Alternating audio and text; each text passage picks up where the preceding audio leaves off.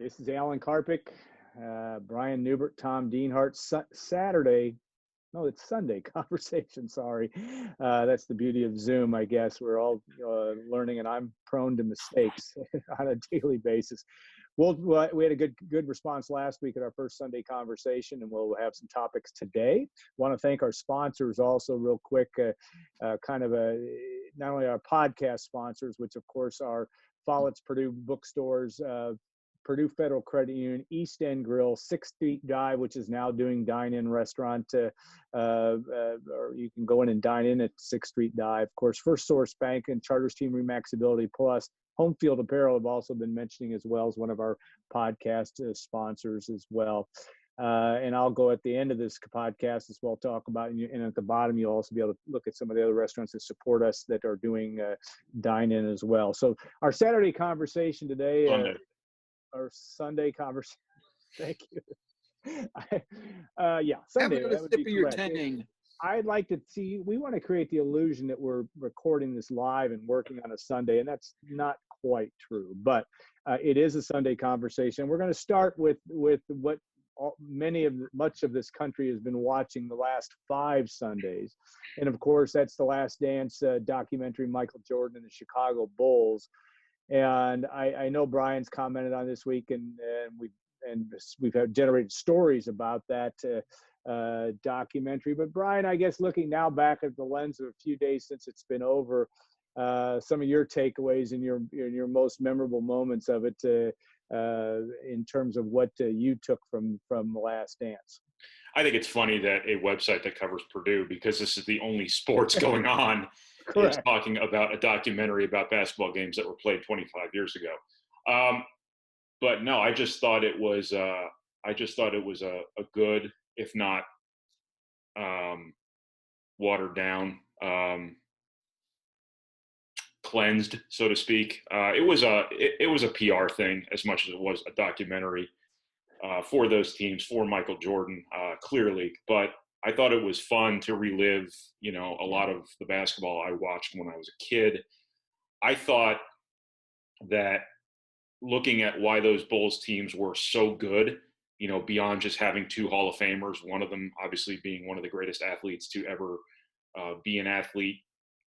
I thought just the whole story of the Bulls, how those teams were constructed, a big part of the reason why they were so successful was because of some of their pieces' willingness to play their role as part of the collective. And I thought, if you looked at those Bulls teams and how they functioned as a team, how they complemented one another, how they filled in the gaps in one another, you can take that and you can really use that to make sense of why Purdue's basketball team was so good last season, because that's kind of the way it was. You had a bunch of guys who filled in the gaps that came with the players the team was built around, who functioned solely to make those players better. And I just think it was a really good lesson for young players who might have been watching this to not sit there and say, hey, I'm going to be the next Michael, but maybe to say, hey, I'm going to be the next Bill Cartwright at the end of his career, or I'm going to be the next Steve Kerr or John Paxson, because those were guys who just functioned as a really important, crucial piece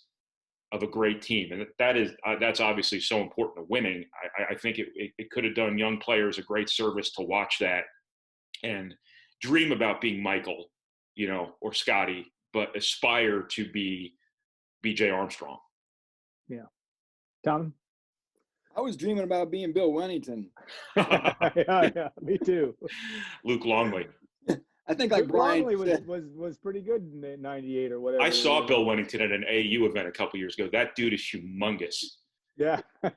he is one of the largest human beings I've ever seen. I've seen Rick Smits up close too. Yeah. Bill Wennington's pretty big. Bigger than Isaac Haas? Bill Wennington on the same team, right? Go ahead, Tom. I'm sorry. Bigger than Isaac Haas? Yeah. No, not as big as Isaac Haas, but pretty big. Yeah. No, like Brian said, Michael Jordan approved documentary. I like some of whenever the curtains pull back on stuff, the anecdotes, the behind the scenes conversations. People always want to be a fly on the wall and be part of those things. And this documentary took us behind that curtain a number of times. We got to see some private conversations, the Larry Bird, Michael Jordan interaction after the game. I mean, the pizza story. You can go on and on. Story. I was trying to explain that to my son last night. There's no way that happened. Yeah. But anyway, it was fun. And, yeah, like I said, that's what I think myself and other people love are those intimate moments. We on the outside always want to be a part of those stories that we want to be by the water cooler when they're being told. We typically aren't. We got to see some of those interactions in this. And like Brian said, too, just how the team came together. I mean, 6 titles in 8 years. You wonder, had he not left, would it have been, 8 in 8 years? I would love to have seen Jordan's teams playing those Olajuwon Rocket teams once. Wouldn't that have been fun? Like in '95, Akeem and Drexler against Pippen and Jordan. That'd have been a blast too. We didn't get to see that, of course. But anyway, a lot of fun, a good respite in a difficult time for a lot of us. And like you, Brian, fun for me to relive. I'm older than you, but to relive those moments and the Indiana Pacer moments, guys. Yeah. I think people forget those were the apex of the Pacers' years in the NBA. And I think Jordan said in the last episode, that was the toughest opponent they had was the 97-98 Pacers. Yeah. And they just missed. They got to the finals in 2000. But again, some great fun Indiana Pacer teams you got to see again too. And I would also argue, I mean, I think one of the part of the fun of it for me was the unbelievable footage that they were able to, the fact that they got Scottie Pippen trying to escape the media. I agree it was sanitized and certainly Michael Jordan approved or seemed to be that way. But I loved some of the fact that somebody had the foresight, maybe it was good luck, that you had a video, to record this 22 years ago or whenever it was, and be able to have that footage. I love that one when they were sneaking him up the stairs. I can relate to that assistant PR guy for the Bulls at that time. I thought that was great. I loved the Larry Bird, Michael Jordan meet and I guess I watched it on ESPN so I could watch him drop the F-bombs, which I got a kick out of when they met under the tunnel after the Bulls eliminated the Pacers in that Game 7. It was good from that standpoint. I tend to be. I'm older than you guys. I was more of a UCLA. I like the dynasty thing, and so therefore I could relate to. I can't say I was a complete Chicago Bulls fan, not like the Chicago people were, but certainly hard not to root for Michael from that standpoint. But yeah, it was. I thought very, very well done on a number of fronts, and certainly kept me entertained for 5 weeks. And I don't know what we're going to watch this Sunday. I guess everybody's going to have to listen to this and watch our Sunday conversation instead to fill the void. So what kind of struck me about the ending was obviously they ended it with what might have happened if we kept going. Yeah. The one thing about those teams that had they kept going, somebody would have gotten them eventually. I would have to think. Yeah. Oh, yeah. You would have run out of gas. You would have gotten beat in the Eastern Conference Finals. You might have gotten to the finals. You might have lost. Such a big part of that team's that era's, that dynasty's legacy is being undefeated in the finals. And we see it all over the place. When a celebrity dies young, their star is always higher than it would have been otherwise. Yeah. You kind of wonder if it wasn't the best thing for that group to go out on top like that, because that's their place in history. That we won 6 in 6 appearances in the finals, but B, also anything that might have been possible is immortalized. You can credibly sit here and say, hey, they might have won 10 in a row. Yeah, that's what I go. Go ahead, Tom. That's what makes it great. Brian hit a great point. The what if, the constant speculation that will go on for eternity. They left on top. And they left everybody wanting a little bit more. That's a key thing. We didn't get that satisfaction. And now we have to play it out in our minds and in these endless debates for eternity. And that adds to the spice of the story. It's not like we had to watch Willie Mays bumbling around with the New York Mets or some guys at the end of their career where it all fell apart. These guys went out on top. And again, I think that adds to the allure and the endless speculation and romanticizing this team and that franchise. It's fun. I got to watch it with my 25-year-old son, and I explained to him a little bit about the 60s Boston Celtics and the fact that they won all those in a row. And they, of course, beat Fred Schaus, a former Purdue head coach, year in and year out for it seemed like in those days. But yeah, just be able to do that and have that longevity. And they would have arguably would they have been able to match the Celtics streak? I don't know, but it would have been interesting to see. They would have lost the next year to the Spurs. I tend to think so too. In '99, that would have been tough. They just seemed to be running out of gas a little bit, but who knows? I had forgotten. The thing I thought was interesting is I had forgotten some stuff, and they didn't talk about Jordan and the Washington Wizards, and I'd forgotten he sat out 2 years and came back and still averaged 20 points for the Wizards. So pretty amazing stuff. All right, we want to take to topic number 2 today in our Sunday conversation. Purdue is not unlike a lot of other schools right now. The transfer portal in football has become a kind of a common thread around the country, and Purdue's had a couple other guys go that direction of late. Tom, I'll let you start with this, and Brian, I know you'll have an opinion as well. But any reason for concern? Is this the new normal because of COVID-19 or the world of college sports? How do you view it? I just think it's nothing. The number of guys seems high. I really don't have a context to put it in, though, to be honest with you, to see how this compares with other schools over the last 4 or 5 years. We're up to, I think, 12 guys at this point since the end of 2019. That's a lot of guys, but when you look at the list of players that are packing their bags, I can't say any of them really make me raise my eyebrows and wonder, wow, I can't believe that guy's leaving. It's all about opportunity. I think Brian, I'm sure, has talked about this a lot.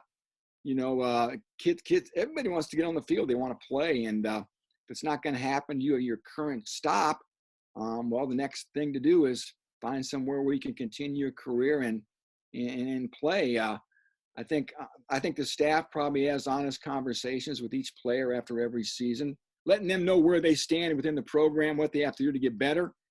And maybe sometimes guys don't hear what they want to hear. Maybe that leads to them wanting to leave too. So again, nobody Purdue's losing, I don't think is going to be detrimental to the team's ability to produce in 2020. And again, guys, I don't think we're done yet either. I think we all agree on this. We're probably going to see maybe a few more names in that portal from Purdue before the season kicks off.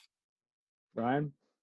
Yeah, I think it's kind of the nature of college football nowadays. I compare it to the airlines where you have 150 seats on a plane. You need to maximize your profit margin, so you sell 165 seats when you only have 150. You want to make sure that the value of each of those spots is being maximized. That has kind of made the player a bit of a commodity as opposed to a human being. But I think that, the pressure to win nowadays, the money involved, all of this has created a situation where you really don't want to have dead weight, for lack of a better term, for lack of a more sensitive term, on your roster. I think recruiting nowadays is becoming more and more about the year-to-year roster management as opposed to the 4 and 5 year model. I think coaches all over the place are going to want to get that 25 in every single year, that single year cap of 25 signees. So what that's going to mean, it's going to be every year you're going to look at your roster and you're going to have that bottom 20% of guys you have on scholarship who, maybe you missed on, perhaps they're not developing the way you hope they would develop. And what you're going to do is you can't specifically say you can't be here anymore, you got to go. But what you can do is say, look, we have this, and this at your position. We don't really see much of an opportunity for you here. I don't know if you explicitly articulate this, but you kind of make it known to the individual, because all players want to play. That is the single thing they want to do above all else. They want to play. A lot of them want to go to the NFL, but for some that's more realistic than others. You put the thought in their head that if I want to play, I got to go somewhere else. And a lot of them will. And it kind of takes care of itself that way. You have their scholarship, you can go out and get another kid, and then the process, starts all over again. But this is about coming out of a season, looking at your roster and saying, what do I need next season? And then go fill in that with immediate impact guys, graduate transfers, JUCOs, whatever it may be. Those 85 spots nowadays, I think it's much more now than ever that those 85 spots have to be absolutely maximized. Yeah, Kenneth Majors may be the only one that surprised me, and I'm a lot less close to it than the two of you. But I don't know if it surprised me because we don't have any context throughout all this thing. I don't know. We don't know the situation. We don't know whether things like COVID-19. We don't know how every young person thinks looking at this. I mean, do I want to be closer to home? Do I? All those factors. I can't speak to, but I think it's an interesting deal. And I agree with you, Brian. We used to always, even last year's recruiting class, I believe I was the one, or I remember saying publicly, oh, they're only going to have a small class, where you were saying all along, hey, this is going to jump to 20 to 25. And right, this is the reason now that you have to fill your classes every year, because you almost don't know that where you're going to go with scholarships, and maybe more on the way. So, all right, we'll go on to topic, and our last topic today, which could go for 2 hours on this one, but I just wanted to kind of the lay of the land today, what we think college football is going to look like next year. There's still, I understand it is only May the 24th, and there's still plenty of time to figure out all of this happening. Everything that I'm reading, and I'm probably doing too much reading on it, certainly seems to trend that most universities are going to be back working to get back to have students on campus. And if you're going to have to pin me today, I'd say, yeah, they're going to find a way to play college football. It seems that's the case. Now, we all know that can change. I'll start with you, Brian. The new normal of where you see the landscape. A lot of coaches talking about how this may, or coaches, administrators talking about how this may look. What's your gut feeling right now? Well, I think the starting point was just figuring out a way to get back to work, to get back to practice, yeah. and just by any means necessary, get football games played in some form this fall. The last thing you wanted to do was have a gap in your sports history, but also the number one thing I think you wanted to do was salvage that TV money, first of all, because I know that's a drop in the bucket relative to the overall budget compared to what you make from game day. I shouldn't say drop in the bucket. It's only part of the equation. It's right. not the equation the way it is in the NFL, yeah. But it's better than nothing. And I think you had to find a way, first off, to get games played, and then worry about what you're going to do from a crowd perspective. Then they're going to have significant challenges here figuring out how to get fans in the crowd. Obviously, we have to see where we are with the virus come fall. There's got to be testing. There has to be an infrastructure in place here where we can identify people. We can make sure that we're doing everything to mitigate the spread of whatever further outbreaks can potentially occur this fall. But they're going to have their hands full in terms of the simple logistics of getting people in and out of a stadium. Obviously, it's not just the crowd, it's the entryways, it's the restrooms, it's all kinds of things. I think maybe if you can get to a place where you can get 25% capacity, and then see if you can get infrastructure in place for that, maybe bump it up a little bit as the season goes on.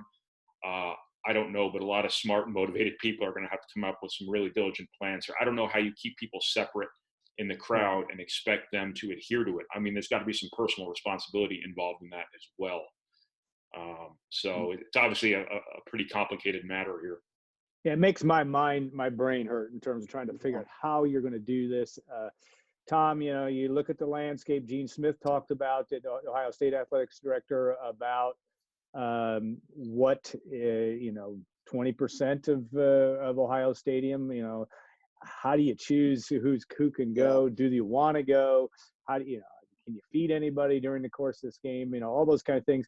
It seems to me you still have to take it. I think Brian's right. You've got to first start with the fact that you're going to have kids on campus. That's first and foremost. But also it starts with the fact that players are coming back to campus as early as the 3rd of June. So that all will play into it. Yeah, player safety's, I guess, number one, right? Or staff safety. I mean, just think of the people just for football. They're going to have to be tested 2 times a week, 3 times a week. Players, coaches, managers, other staffers.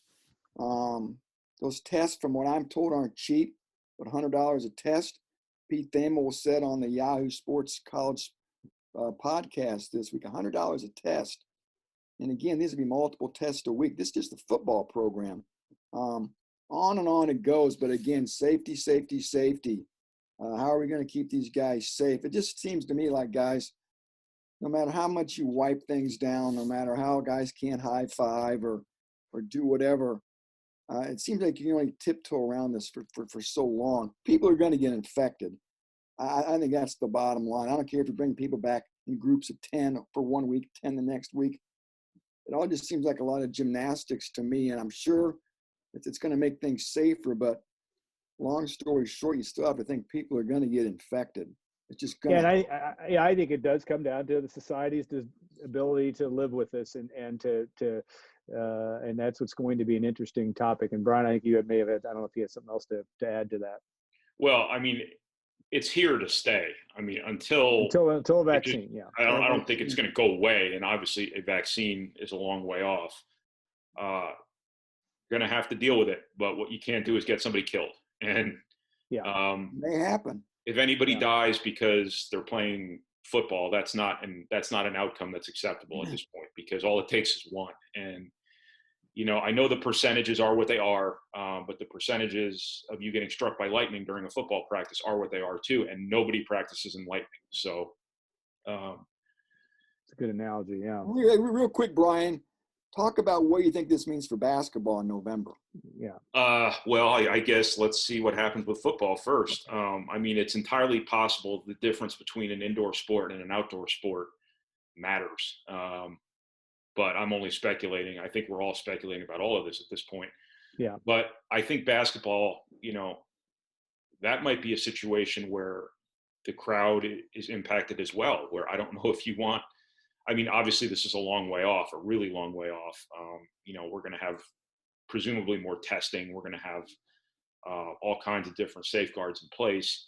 I don't know if it's a matter of taking people's temperature on the way in or what, but that's the one that, I'm not sure basketball's out of the water on this either, because you've got people even closer quarters to a certain extent with basketball than you do football, and it's an indoor deal. And obviously this is you're a little bit better off outdoors, I think, but not completely insulated from all of this. So basketball might be a situation here where you at best might have to thin out the crowd. I don't know if basketball is as acute a concern in terms of team management, because you don't have dudes piling on top of one another. You don't have 100 people in herds, so to speak. You have more probably hands-on access to the players during practice and whatnot, and kind of during the week, during training. It's more personal because of the numbers involved. You can probably do a better job monitoring them. So I don't know if necessarily the ability to play basketball is affected as much as the ability to get 14,123 people or whatever Mackey's capacity is right now under the same roof in close quarters to one another. That is very possible that could be an outcome here as well. A couple things on that topic, and then we'll close this up. But I think to remember, one, we already know that a basketball in a crowded gym causes illness and death, unfortunately, what happened in Indianapolis. Secondly, and an interesting thing that's brought up is with the scheduling of these universities. A lot of the schools you're already seeing are saying, hey, we're going to be done by Thanksgiving and have remote finals. Well, what does that do to the basketball schedule? And are you going to expect your men's basketball, women's basketball players to stay on campus when you're sending everybody else home because it's safer? The scheduling thing is really going to be interesting, Brian and Tom, in the fact that, do you push this back to January 1st? And I agree. I that's why I hesitate. We can't talk about this probably every week on our Saturday or Sunday conversation or our Saturday conversation, because you can't have, it's just going to be, we're going to have to wait and see. This is going to be a thing that's going to hopefully, if you're a fan of watching sports, this will continue to work its way to a real quick, guys, logical conclusion. Go ahead, Tom. You think we'll have bowl games? Yeah, I mean, it's hard if school's not, hard of all that there's been some talk this week about that, because schools, it's a lot of schools like Purdue. Purdue has already talked about is going to have, and it's in-person learning Thanksgiving, and then they're going to do all their finals by remotely, and then not come back until January. So that's a great question, and that's what's going to be an interesting thing. So I'll give it last word around the horn before we close up. Brian, anything else you want to add to the fray here? I think a big part of this too is the strain that college football can put on the supply chain here. Because think of what it's going to take to clean a college football stadium. Think of what it's going to take to sanitize a Mackey Arena after and before every game. I mean, I still can't buy Lysol, and I know that's the lowest level of all this. But think of the infrastructure you're going to have in place between the tests that you might have to administer, between the simple cleaning products, between the whatever medical supply, whatever sanitation supply needs to be on hand to take care of what you need to take care of here. There's going to have to be entirely new, probably very different medical protocol in terms of monitoring and dealing with players when they're not feeling well or when they think maybe something might be happening. Do you have time, and can the supply chain right now accommodate everything you're going to need to have in place to make this massive, massive endeavor happen?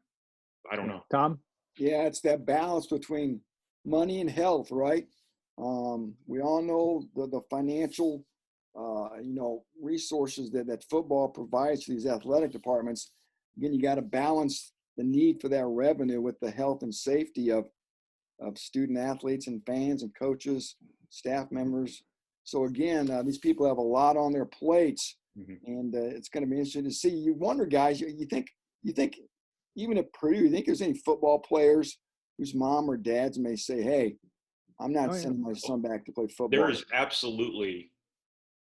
I've written this a couple times before. There's probably going to have to be an opt-out sort of situation here to any player who's not comfortable with this, to any family who's not comfortable with this. I'm guessing the majority of players are probably going to want to play, but you're going to have a percentage who are going to, have really read up on this and say, you know what, this isn't worth it.